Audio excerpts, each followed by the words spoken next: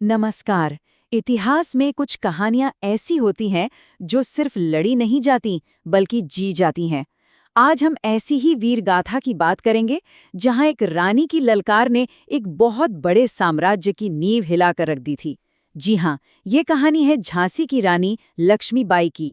देखिए, भारत की आज़ादी की जो कहानी है ना, वो सिर्फ एक संघर्ष की दास्तान नहीं है। ये कहानी है उस जबरदस्त साहस, उस बलिदान और उस आत्मसम्मान की, जो हर हिंदुस्तानी के दिल में एक लौ की तरह जलती रही। और साल 1857 में उसी आत्मसम्मान की आग से एक ऐसी चिंगारी भड़की, एक ऐसी रानी की ललकार उठी जो उस पूरी क्रांति का दिल बन गई। एक ऐसी क्रांति जिसने ब्रिटिश साम्राज्य को जड़ से हिला दिया। तो चलिए शुरू करते हैं पहले खंड से, एक रानी एक साम्राज्य के खिलाफ।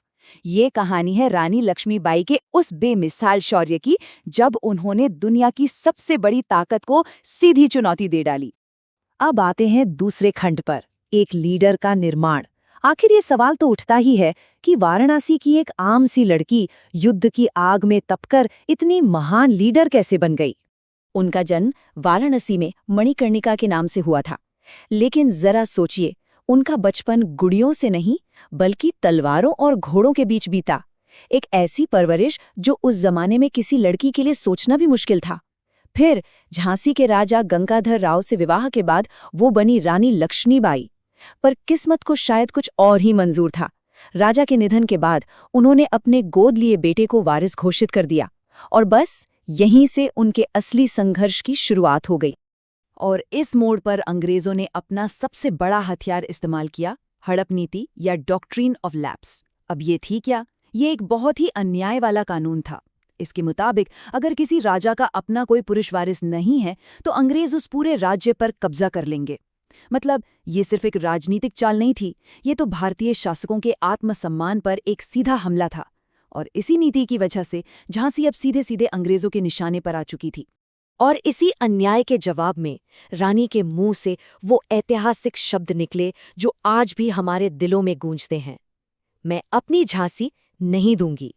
ये सिर्फ एक वाक्य नहीं था, ये एक ऐलान जंग था, एक पूरे साम्राज्य के खिलाफ। और यहीं से कहानी एक नया मोड़ लेती है। तीसरा खंड, विद्रोह की चिंगारी। रानी का ये जो संकल्प था, ये सिर्फ उनका निजी संकल्प नहीं रहा, बल्कि पूरे देश में आज़ादी की एक ज्वाला बनकर फैल गया। उनका नेतृत्व देखिए अपने समय से कितना आगे था। उन्होंने सिर्फ पुरुषों की ही नहीं बल्कि महिलाओं की भी एक सेना तैयार की, उन्हें मर्दों के बराबर ट्रेनिंग दी।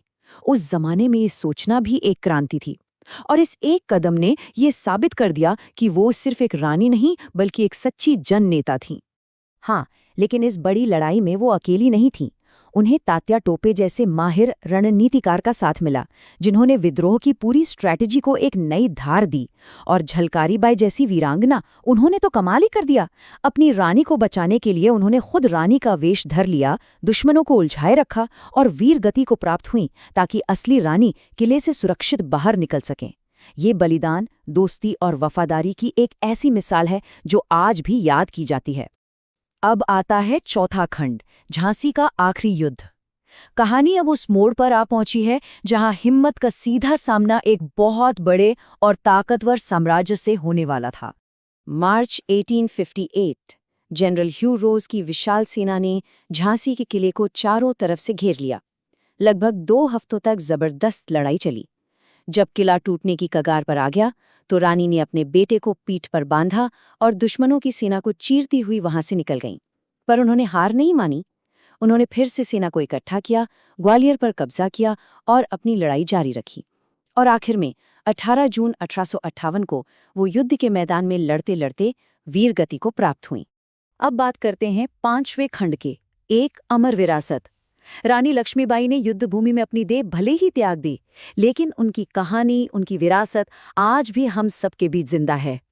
जिस जमीन के लिए उन्होंने अपना सब कुछ कुर्बान कर दिया, वो झांसी आज भी बुंदेलखंड का दिल है।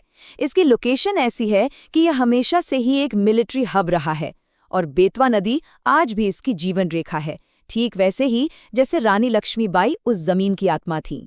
और आज की झांसी सिर्फ एक ऐतिहासिक शहर नहीं है, ये ज्ञान और रिसर्च का एक बहुत बड़ा केंद्र बन चुका है। और ये देखना कितना कमाल का लगता है कि बुंदेलखंड यूनिवर्सिटी से लेकर एग्रीकल्चरल यूनिवर्सिटी तक आज भी उनका नाम ज्ञान के इन मंदिरों को रोशन कर रहा है। मतलब उनकी लड़ाई तो तलवार से थी, पर उनकी विरासत आज कलम से लिखी जा रही है। तो आखिर में रानी लक्ष्मीबाई सिर्फ एक शासक नहीं थी, वो साहस, स्वाभिमान और देशभक्ति का एक ऐसा अमर प्रतीक बन गई जो आने वाली हर पीढ़ी को प्रेरणा देता है और देता रहेगा। और कवयित्री सुभद्रा कुमारी चौहान की इन पंक्तियों ने तो उनकी इस वीर गाथा को हमेशा हमेशा के लिए अमर कर दिया। खूब लड़ी मर्दानी, वो तो झांसी वाली रानी थी।